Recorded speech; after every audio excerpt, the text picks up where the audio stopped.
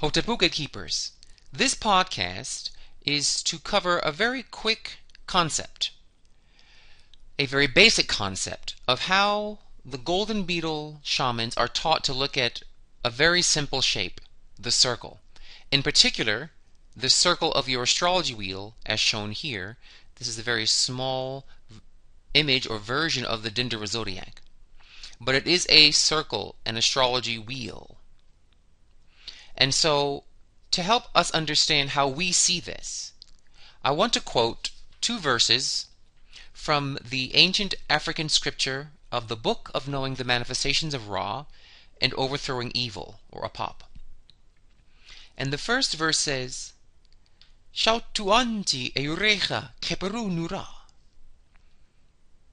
The next verse reads, Ahana omi. Sanuta ma arina aru nubuta.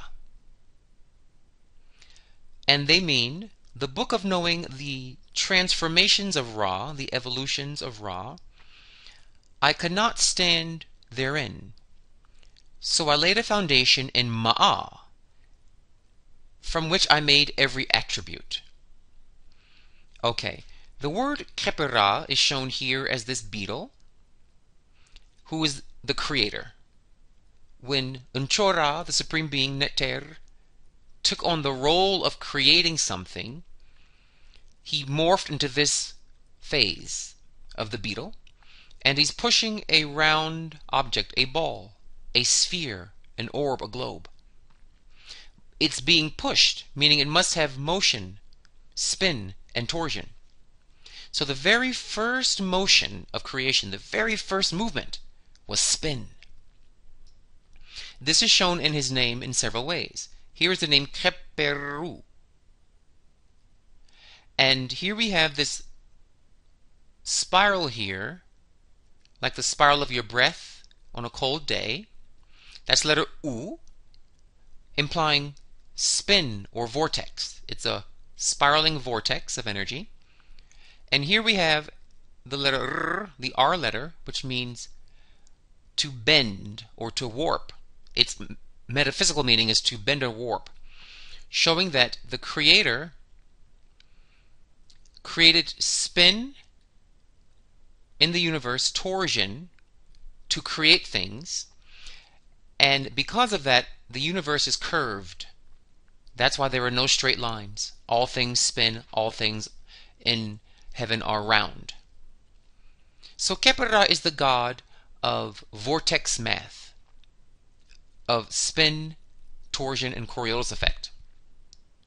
So it's very important to know the beginning of life was twirling. That's very gay. Very, very gay. The creator liked to twirl. So everything in the universe twirls. The galaxies twirl in a big vortex. Hurricanes twirl. Black people's hair twirls like a galaxy. It has spin to it. Now, Khepera was also known as this god Nehebkau, shown here as a two-headed snake, the twirling snake. And he was called the maker of all attributes and forms, meaning all things in the universe are nothing but forms of him, of this very queer twirling that nature loves to do.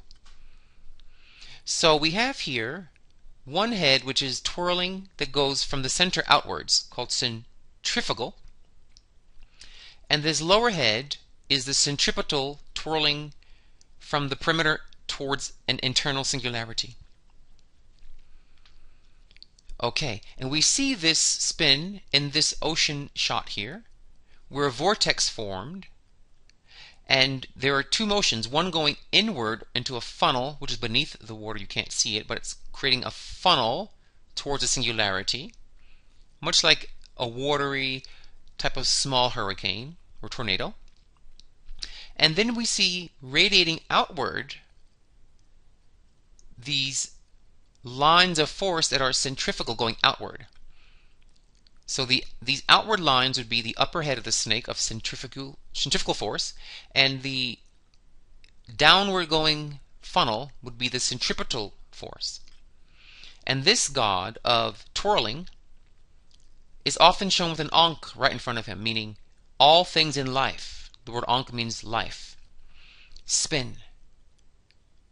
And what determines your shape, size, color, and behavior is the dynamics of the particular type of spin that controls your life. So we have a circle here, one that looks a lot like the circle of the zodiac, which is also shown often as a circle. There are other ways of showing it in squares and diamond shapes, and those each have messages. But this is the circular Dendera zodiac. So here the beetle is rolling your astrology chart over lifetimes. Kepera means to transform, to evolve. So you are evolving your astrology wheel. Okay, here's the word Nehebkau, which means the snake's name.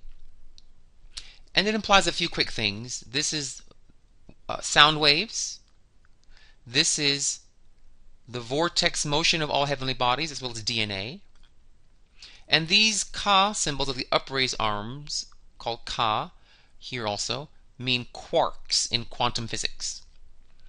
So we have cymatics, or sound creation through sound waves, that create spiral motions, vortices, that form quark patterns. Okay? Now, again, remember, the conversation is about your chart and how we see the wheel of the zodiac as a sacred mathematics that will evolve you, help you with your evolution, help to evolve the gay community. In order for a community to evolve from a Kemetic point of view, you must create your chart in light. You must push your chart along towards the light, towards better behavior, towards better karmas. So let's look at how a circle is formed. Well, to form a circle, which we have here, for example, you have a dot surrounded by a perimeter. And a circle is really a dot with a line around, an arcing line, all of whose points are equidistant from the center. So you first need a point, and we're going to come back to this page. It's very tiny. It's a tiny red speck. And I made it small to make the point, no pun intended, that the beginning of creation is a singularity. What the Dogon called the Po seed, P like Paul, O, Po. What the Kemau, who are the forefathers of the Dogon, called the Pau, P-A-U, or the Paut, P-A-U, or the Te, Po, Pau, or Te. But the words Po and Pau, you can hear the etymology. They sound the same. They sound very similar. Pau, Po. But this dot is not what it appears to be. If we were to take this dot and zoom into it and magnify it, it would resemble this, a spiraling coil. Look here, in the word keperu, we had the spiraling coil. So the spiraling coil was the first motion, that spin. Okay? So a dot is really a spiral, and here I simply expanded the spiral that you could see it more clearly. Same thing here, just bigger. Okay, this spiral is bigger still, and I wanted to give you a sense of this spiral, of the circle that is emerging. So this dot is really a coil that begins to uncoil itself, bigger and bigger and bigger. And as it's doing that, it's tracing a line or a curved vector.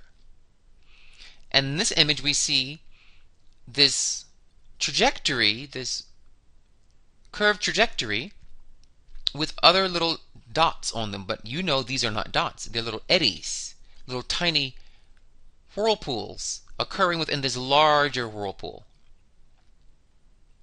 So we're having spin, tiny spin within larger spin. Remember, the first act of creation was spinning the ball of creation. Spinning. Centripetal force of life is eternal. That spin is eternal. The word Ankh means eternal life. Nepkau means the spin of life is eternal. All things will spin. All things will move. Creation is motion. Creation is change, which is the source of the I Ching, called the Book of Changes. It's really a book about the beetle evolving your karmas towards the light. So then we have another version of this idea of spin here, which resembles this image. Here we have a singularity, and it goes downward into a funnel and outward into these lines of force that you also see here around this eddy.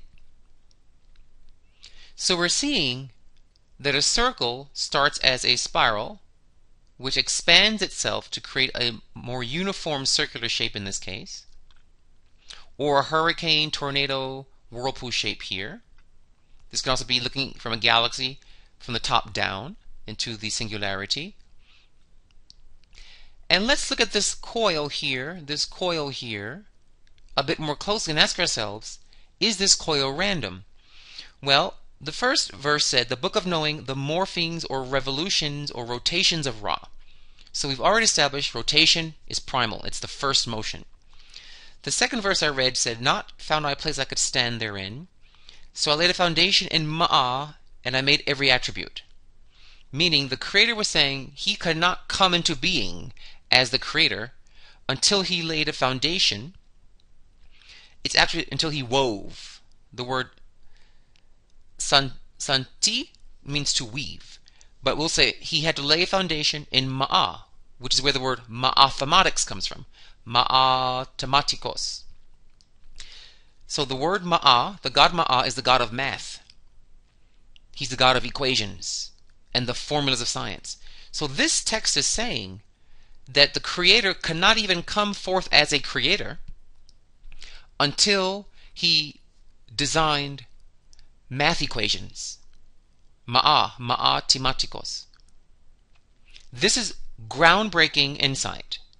No religion in the world says this about their Creator. Some say you have to, it's faith or love or the light or the dark. We're saying no. The Creator can only come into your life through math, through understanding the math of your life. That is the foundation of all things in the universe. All things, maker of all attributes and forms, is this god of spin. But the spin is not random, it is mathematical. The spin here and here and here are not random. They have a foundation in Ma'ah, mathematical equation, which brings us here. So this light gray spiral, here you see this nautilus shell shape, is the same exact spiral here, except this spiral is standing on its vertical axis, and here this is more the horizontal axis. What are we seeing here? Math. The text said spin was the first thing made. But spin was not made randomly. There's no chance in the universe that particles came together by chance and randomness, but there was order. There was math. Let's prove it. So this spiral that we saw in the word Keperu is called the golden spiral, the golden ratio spiral.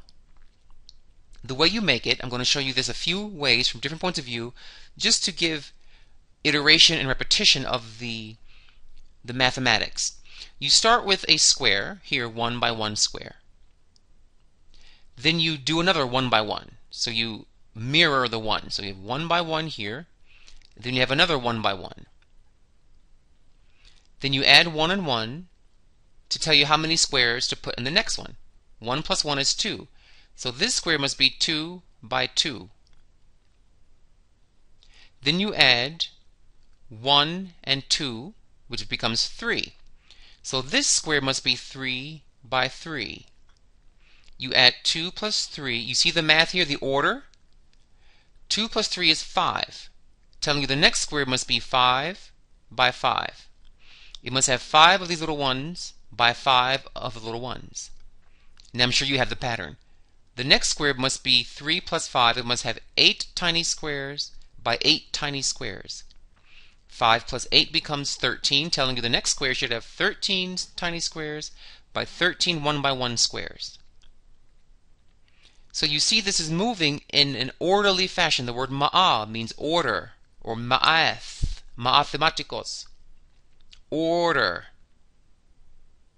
So this is not random, it's not chance, it's not just things bumping into each other.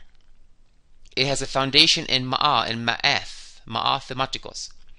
Here's the same thing shown in a different way. You start with a 1 by 1 square, you fractally iterate it, so you go by doubling. Then you add the last two numbers. 1 plus 1 becomes 2. This square must be therefore 2 by 2. Then 2 plus 1 is 3. This square must be 3 by 3. And then 2 plus 3 is 5. This square must be 5 by 5.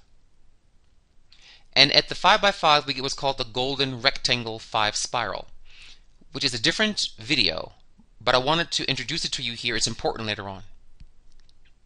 Finally, we have the same spiral shown a little more colorfully. Here we have the black square, which is our 1 control. That's where we start, our control.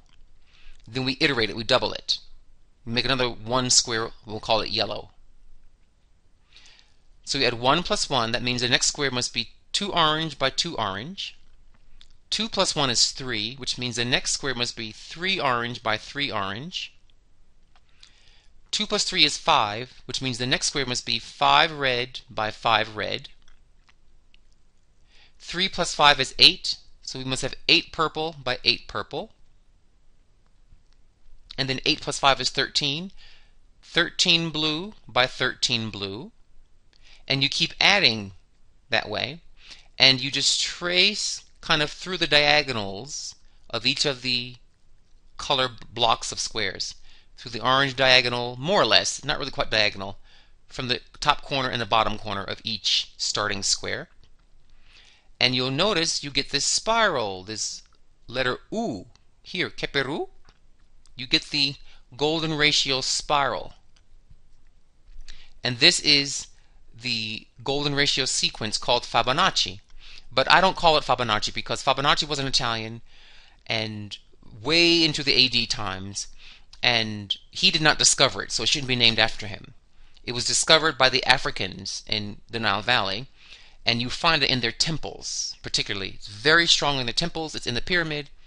So I call this the Black Temple sequence, the African temple sequence of the Nile. Because what they would do in the Nile, let's just erase this inside box and just take this line here, this vertical. Let's say this is the front gate of the temple and this is the back of the building. What the Kamau did is they would take this as the front and they would place walls and doors at certain intervals along this line that followed this number sequence. So this front door would be the number 1, then have a wall here at 1, then it'd have maybe a door here at 2, and then another wall here at 3, and then another door here at 5, and the one at 8. And so where they placed the walls and doors in relation to the perimeter wall was a Black African temple sequence. Okay? So this was very well known in ancient Africa. Very well, it was exploited over and over and over in the nation of the blacks of the Nile Valley. So, we're talking about circles here.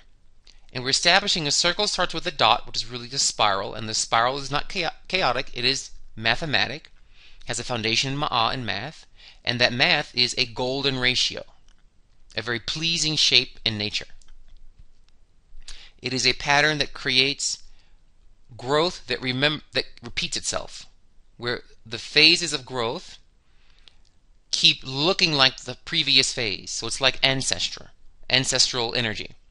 The first loop resembles the second loop, only bigger, resembles the third loop, who's only bigger. So it's like following your ancestors, only on a bigger scale. That's the message of the golden ratio spiral. So we had our dot here, and we had this kind of circle implied. So let's say the circle now has formed itself from the spiraling. This is the beginning of your zodiac wheel.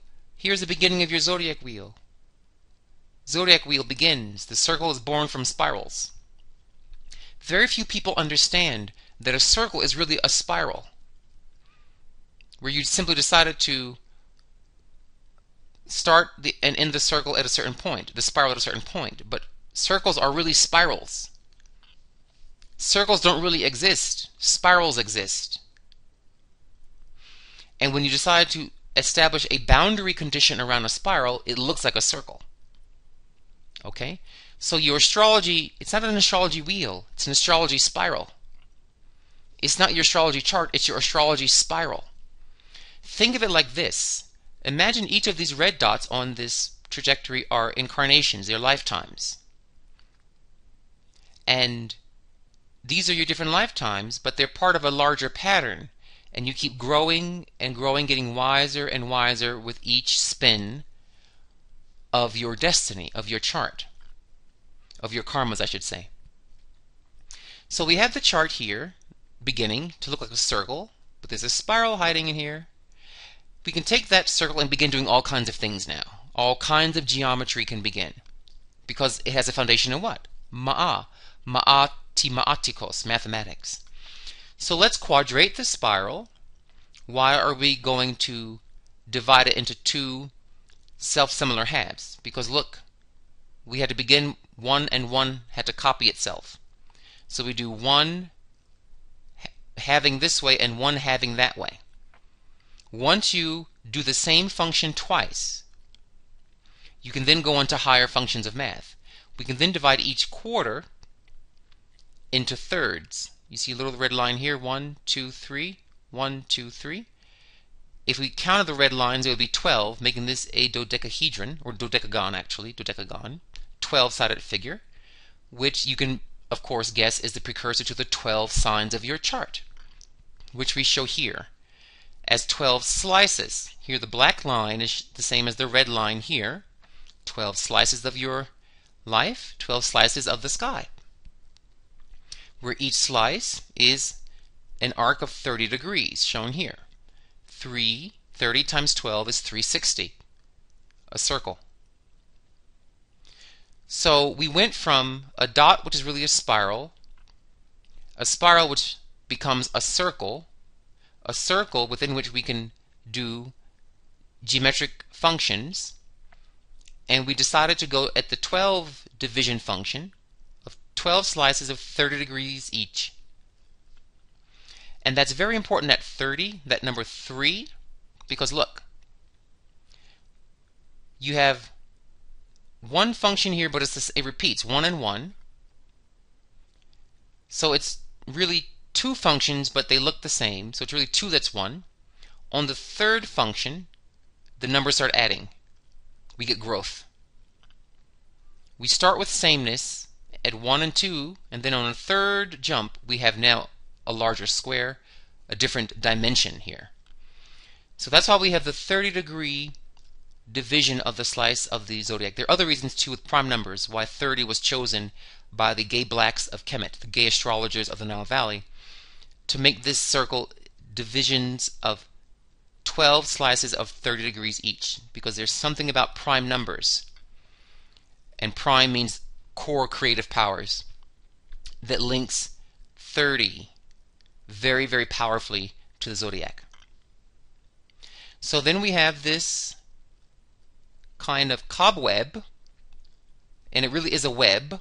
The Dogon describe it as such too. And in this web, you catch your karmas, you catch the planets. The Hindu word for planet is graha, which means to grab, where the word grab comes from, graha. We catch the karmas of the planets in this web, this net of 12 spokes, this web of 12 threads. You see? And one quick detail, we can look at this as 12 single slices or 6 axes. So we have from here, this is, opposites. 1 and 7. This is going to be 1, 2, 3, 4, 5, 6, 7, 8, 9, 10, 11, 12 houses. 1 and 7 form one axis, 2 and 8, 3 and 9, 4 and 10, 5 and 11, and 6 and 12. So we have 12 slices made up of 6 axes. Axes, I should say, axes. So the number 6 is hiding within this 12. 6 is a hexagon, the shape of beehive, honeycombs. 6 is the first geometric shape that is what's called a perfect equilibrium, where all vectors have the same length. There is not one stroke longer or shorter in a honeycomb, in a hexagon. So the perimeter lines are the same length as the radiating lines from center to edge.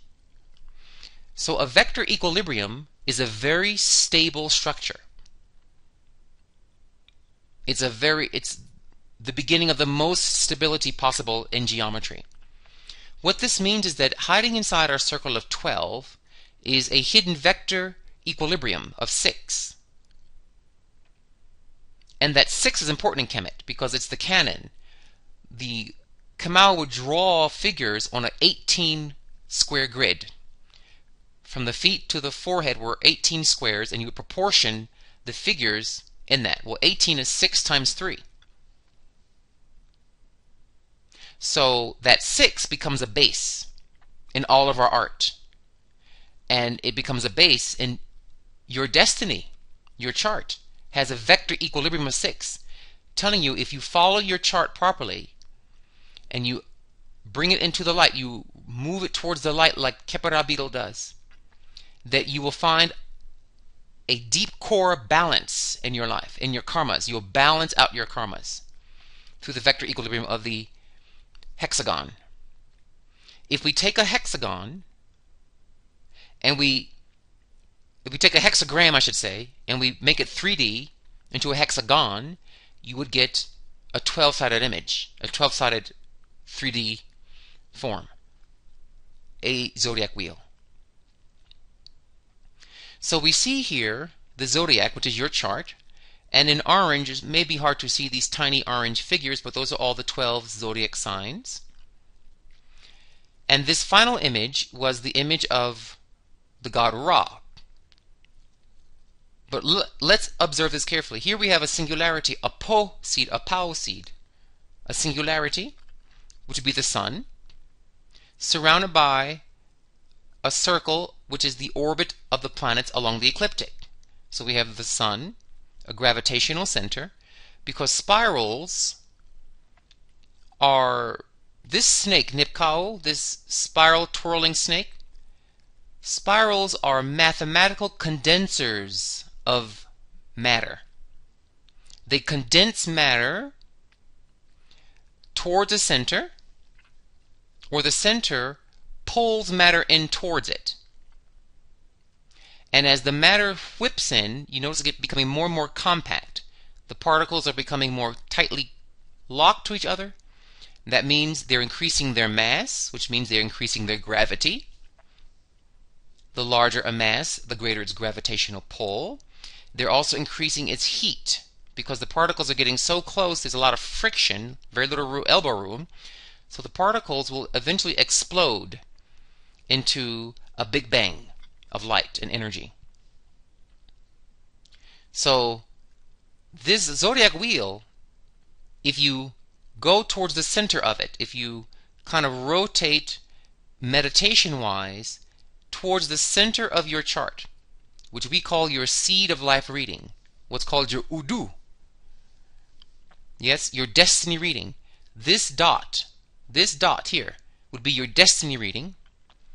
It is a vortex. It is a singularity that begins to spin, to twirl.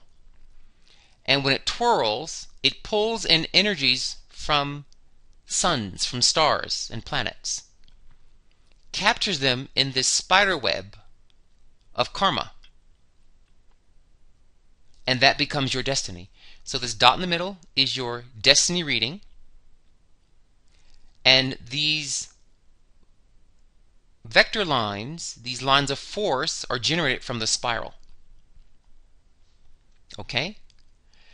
And so you have to go back to the center of your chart, your destiny reading, to understand about your first house, your second house of money, your third house of siblings, your fourth house of your mother, your fifth house of creativity. You have to relate. You see, each of these slices point back to the singularity. The arrow is pointing the way. And we are the only people in the world, because we are gay astrologers from Kemet. We wrote the book in Kemet on art, beauty, and mathematical astrology. So I'm reviving the memory. All of that I'm teaching you on this YouTube channel comes from the gay ancestors of Kemet. I go into meditation and ritual offerings to them, and I sit and talk to them. I commune with them in meditation, and they bring me this information. The gay ancestors from Kemet. There were thousands of us in Kemet who were gay masters. And even though many of the heterophobes, the homophobes, the hetero-insecure people, want to pretend that we didn't exist, homosexuality exists in nature, in animals, in insects. It's all through nature. It is. It has always been. It shall always be, including in Kemet and including in Africa. And yes, before the white man came to Africa, there were homosexuals all up in Africa. Still are, still were. So they are the ones that we must thank for the knowledge I'm bringing through, because my rituals are specific to the gay Egyptian masters.